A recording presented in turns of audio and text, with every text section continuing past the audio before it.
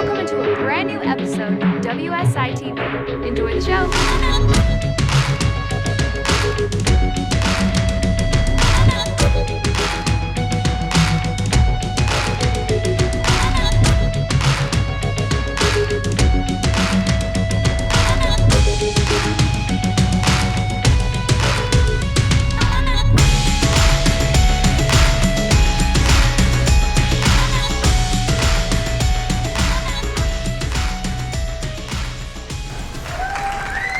Welcome back to another brand new episode of WSI TV. I'm Jordan Bishop and this is Jim Sampson. Hello. Now before we get to the good stuff here, I just want to say go visit WSITV.com. You'll get a load of free stuff from us, including daily newsletters. You'll also get access to the WSI Vault for free when you sign up there. Of course, there's a lot of great stuff there, so make sure you're not missing out. But let's jump into it, Jim. And I'm going to ask you first, you know, there's been a lot of volatility in the market lately, a lot of ups and downs. Are you bullish or bearish right now? So great question, and the answer to it is I'm never a bull or a bear. I'm a fox. Yeah. Meaning we're just cunning. We don't want to, tie ourselves down to any one particular belief, and then what people tend to always and then they're always that type. They say, well, I'm just always a bear, right, or I'm always a bull, and you see this all the time, and they've always got the same message to say when the market is forever changing. Why won't you change when the market changes? It seems nonsensical to us. Right. So we're never a bull, we're never a bear. We will say this is a bull market, because we called that in November 2016. We said brand new bull market, right, and then we said the bull market's over on October 22nd last year, and so we're just sitting waiting now. But there's always money to be made, up, down, sideways, whichever way the market goes doesn't matter. Which is why we'll say this is a bull market, we'll say that's a bear market, but ultimately and always we are foxes, and that's why we called it Year of the Fox, right? Exactly. This is the Year of the Fox. Of course, unless things change. Right. We are foxes. We're always foxes, though, right, but we could say, brand new. Right. And we're kind of in a holding pattern right now. Our proprietary system has said, just go to cash for safety. Right. But we're still making trades here and there with other things, and there's always stocks to be shorting or commodities to be buying and things like that. Exactly.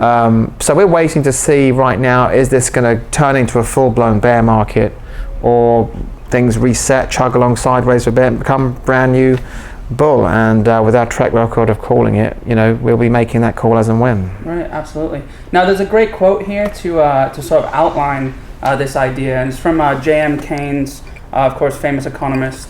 It is, when the facts change, I change my mind. What do you do, sir? Now, could you give a little background about this quote, about the context behind it? Yeah, so he was a British economist, and in the 30s, this was asked of him when I think as a reporter asked him the question, and he said, well, what are you right now on the market, Mr. Keynes? And he says, well, I'm bullish right now. And then the reporter, I think, said, but just last week you were, bearish. Why? How come you're flip-flopping, right? And then that was his reply, which is really where we're coming from. We're saying it's always being a fox, and it's just really logical. Yeah. When the facts change, you have to change your mind. That's surely a fundamental of trading. Right. If you're going to make money at trading, Right, and of course, as we know, Keynes, maybe he didn't know it, but he was actually a fox, Yeah. So, I think so, with that sort of mentality, which is and I think a lot of it is just people's egos. They've got to think they've got to be able to stand behind a banner, take a side, and this whole polarized thing that goes a bit like politics almost. Right. You tribalize things and going into two opposing camps, right, when you kind of get criticized for being, oh, you're Mr. Switzerland. Yeah. It's not. Yeah. It makes no sense. It's like, politics there's these package deals. It's easy for someone to pick a right. You've got to always pick a side, it seems. So it's easy to say stocks are going up all the time, or there's going to be a crash. Right. And we don't care about being called this or being that. We just want to make money, Right. And that's really where we're coming from with that stance. Yeah. We're listening to the market really.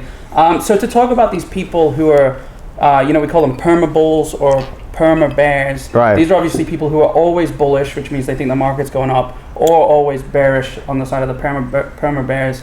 Why do you think it is they just stick to this? Yeah, going back. Well, I mean, there's kind of an agenda there as well, because the trick that's going on here is these people are, if they keep saying the market's going to go down, I predict that the market's going to go down, and they say this day after day, of course at some point, because there are bull markets and bear markets, at some point the market is going to go down, and then they're able to say, well, see, I predicted it, you know. Yeah.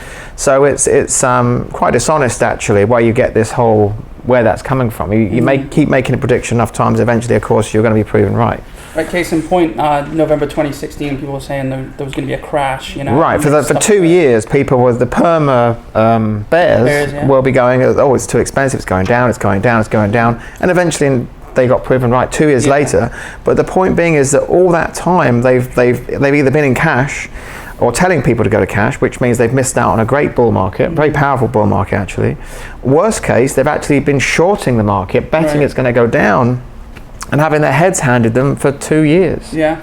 Which, so you don't fight the trend. That's what a lot of that perma bull, perma bear thing's all about. You know, they're sticking to something in a fluid environment, very fluid environment.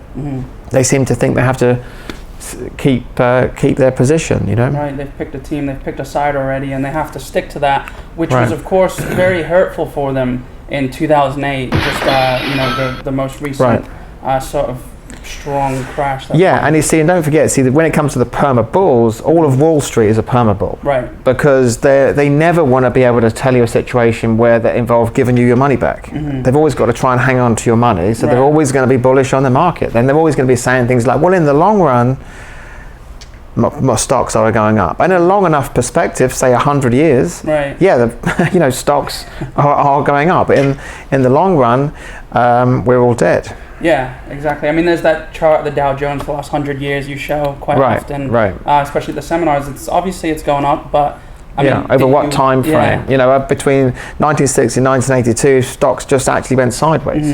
Between 1982 and 2000, they went up a long way. So there's lots of macro cycles that we're prominently watching for you viewers to to keep you abreast of changes as and when, you know. Right. Which takes us to my next point here. We're going to flip this market upside down. Right. That's what we want to do now. So as Foxes during 2008, this is what your profits would have looked like, and we'll get to percentages in just a second. Right. But can you talk about this chart a little bit and what this SH, this ticker is? So I think it's a good chart to look at, because I think a lot of people have trouble understanding, making money from the downside. We're so conditioned, I think, probably by Wall Street and the like, to think things have always got to go up, and if they're going down, that's bad news. So this is a chart that flips the S&P 500, the main index we look at, on its head and goes inverted to say, right, well, it's the opposite of what the S&P 500 is doing. So if the S&P 500 is going up, this chart will be going down, and vice versa. So when we're coming into a market like now, when things have turned bearish perhaps on the S&P 500, this is a good chart to look at, because we're seeing things as a good thing, because there's money to be made on the upside, downside, and looking at it in this way proves the point. Right. As you can see in 2008, it did. I mean, it went up 80%. Right. Perma bulls in 2008 would have lost over 50%. Right. And then Foxes in 2008 with the chart of SH would have made over an 80% gain. Now this is interesting, because you would think it would be the exact same number here. Right. But there's a reason why your gain would have been bigger than their loss, right? Yeah, because the SH is a fund, and it's attempting to mirror. But what it's actually doing is kind of averaging things out, removing some of that volatility that the overall market, the S&P 500 is going to have, and that's a good thing, because it makes it much more tradable. But also when stocks go down, they tend to go down a lot faster than how they go up. Right. So that's a fund like that benefits hugely from moves like that. So it's a mirror image, but it's a representation of it. I mean, in this case, you would have got 1.5 times. Right. So in that case, it would have been a great thing. It's also another good thing, because stocks can go down very quickly in a bear market. This is going to help us balance out those moves and make more sense of them, because it's much more stabilized due to the what's called the cost averaging that fund is using to represent an inverse of the S&P 500. It sounds a little bit complex, but in reality, just see this as a turn the market upside down. So we're seeing a bear market as if it was a bull market, and not just another opportunity to profit. You know? Right, and you're just buying it as if you would buy any other. You're literally, yeah. It's a great way of investing in the bear, just like we invested in the bull in November 2016. Right. This is showing us, well, now we're going to invest in the bear. Why does it have to be a bad thing? It's just as profitable, and in some ways, as you see just there, it can be more profitable because, as I've said, there's a saying where the bull climbs up the stairs and the bear falls out the window. Things go down typically 5 to 6 times faster than they go up when it comes to the stock market. And the great thing I'm going to add to that saying is the fox is sitting there looking through the window, you know? Right, yeah, absolutely. And either way, yeah, he can put on a bull outfit or a bear outfit, and because all he wants to do is make money. He's the cunning one, you know? Exactly. So that's where we'll be. So don't be surprised if you see all these gains coming out of us and all this joy, regardless of whether the market. No, it's business as usual here. In many ways, more because things are happening faster now. You know, bears can be quite protracted, drawn out, slow burning things, you know, whereas now we're getting quite excited because this is going to be more action, you know. Right, exactly, yeah. So enough about 2008. Of course, we've spoken about that. Right now, you know, we're still looking at the chart of SH. We're looking for special signals. Of course, our premium subscribers will get signals in SH and other stocks along the way here. But what we really want to do over this next time period, I guess the unknown next couple of months or whatever it is, we want to hunt for value. I mean, in the depths of 2008, there were gems that could have been found down there, right? And that's another thing to get excited about, is that, you know, eventually, you know, like a bull market, a bear market will burn off all its energy, a bit like a hurricane, you know, it's got this energy to burn. And when you see the bottom of this thing, and that's another thing we can spot, when things have it's just exhausted itself out, that's when you're going to find those gems, the stocks that have just been the quality, you know, real iconic names sometimes that have been beaten down to nothing, and then you're going to, you know, again, it's just another reason why we're excited about if things do become a full-blown bear market, you're going to find some just incredible buys. I mean, looking back to 2008, you'd be seeing blue chips like General Electric for under $10, Bank of America down to like $3, stuff like that. It's bargain basement time. It's all good news, you know. Absolutely, yeah. And of course, we'll be building up that cash in the meantime, and hopefully helping you build up that cash. Another quick note here is it's a great time to start a business too when you find the bottom of that market. But of course, that's a conversation for another day. But there are so many positives to take out of this action if you're a fox, of course. And there are, of course, other things to trade. Now, without giving too much away, Jim, what sort of things are you looking for besides shorting stocks and, you know, looking at SH? Right. What are you looking at right now? Well, let's take, commodities. Right. Because wheat, coffee, orange juice, it doesn't really care about what the stock market's doing. We still have to eat, right? And you know, and that's one of the things we covered in the annual Wealth Summit this year was my gift system, which is on the DVDs. If you haven't got hold of one of those yet, you need to get one of those, because that's probably the only time I'm going to talk about it. Absolutely.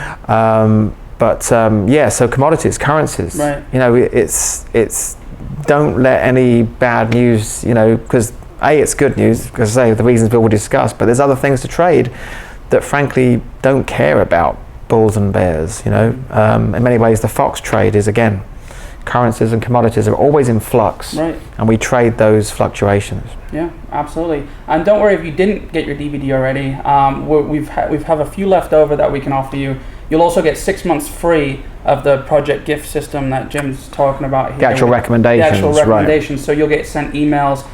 If Jim's trading corn, you'll be trading corn alongside him. And of course, you can go to www.annualwealthsummit.com to claim your DVD. But we do only have a few copies left, so make sure you claim that now.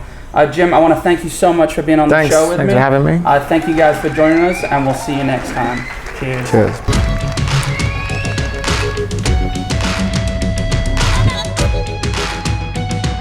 Thanks for watching the latest episode of WSI TV. Be sure to visit WSITV.com, where you can subscribe for free with no contract and gain instant access to the secrets of self-made millionaires via the WSI TV Vault. So go ahead and claim this gift for free now at WSITV.com.